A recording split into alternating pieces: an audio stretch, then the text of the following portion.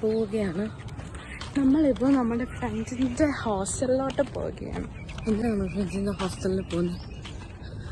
തെണ്ടി തിരിയാൻ നിൽക്കുന്നു. ഓപ്പോസിറ്റ്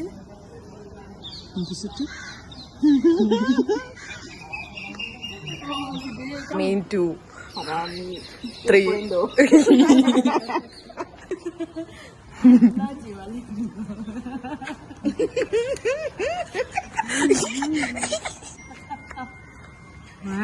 ചിരിക്കുന്നത്.